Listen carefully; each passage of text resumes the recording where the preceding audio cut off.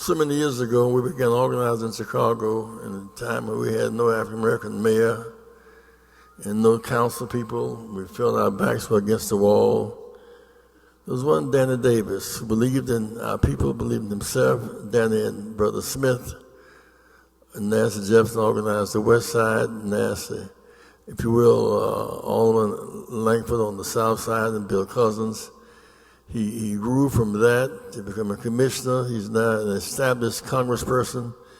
Really, there's none other the greatest authority on health care in America today in the Congress is Congressman Danny Davis. We love him, we thank him, we appreciate him. Congressman Danny Davis, come forward, please.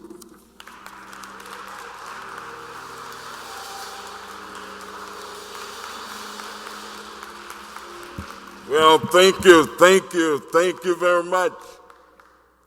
You know, I was just thinking, what more could a man want? To be introduced by the legendary Reverend Jesse Louis Jackson, wearing my Tuskegee Airman jacket, celebrating 50 years of having been married tonight. I'll tell you, God is good. I don't see Reverend Marshall Hatch, but I know that he's somewhere. He's downstairs. But I remember when he came home from seminary and had a small church over in the Lawndale area, and we were fighting about Desert Storm.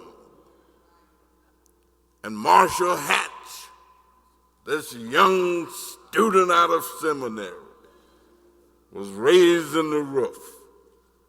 And now he is leading one of the biggest congregations in the community at a magnificent church. God is good. I want to wish all the veterans not only a happy, wonderful Veterans Day, but I really want to thank you for all that you have done. Because if it was not for you, this country would not be the country that it is. So we celebrate you. It's good to be here with all of these elected officials and other folks. Last Sunday, Jonathan and I were at the Pleasant Ridge Baptist Church. And oh, did he preach. The only problem we had, they didn't have no chicken after they got through. But he didn't need it. He preached anyhow. Let me say a word before I introduce him. You know, some people have enough vision to see and understand what others don't always see. I happen to believe that we ought to have universal higher education, and that every person in our country ought to be able to rise to the top, learn all that they can.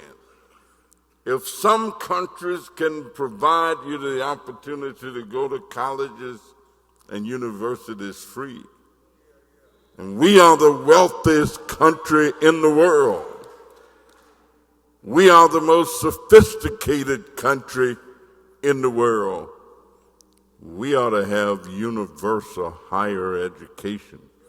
So kids shouldn't come out of college owing 50, 60, 70, 80, 90, $100,000 in debt that they will never get out of.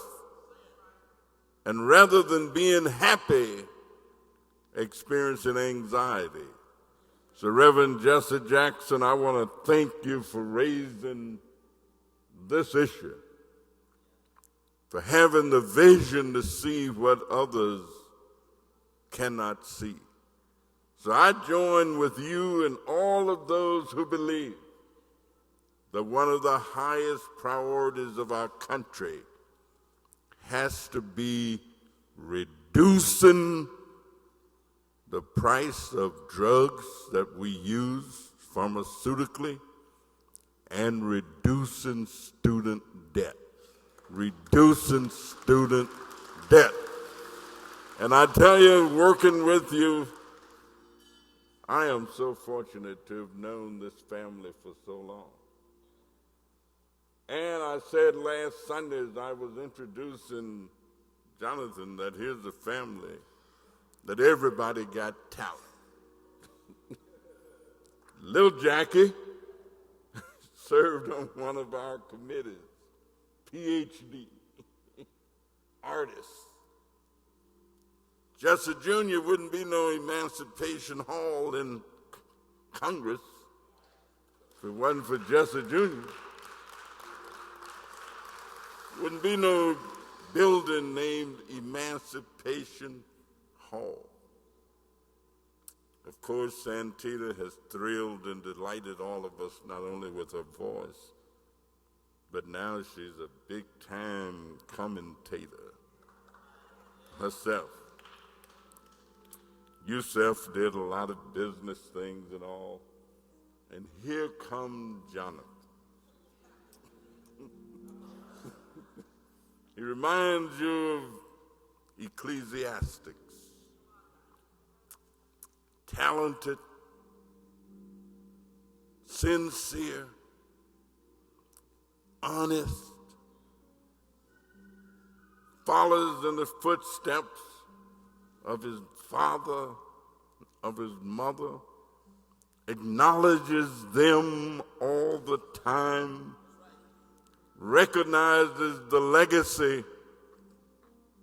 When I heard the young lady talking about Edgar Guest, myself, my mama taught us that poem when I was about her age.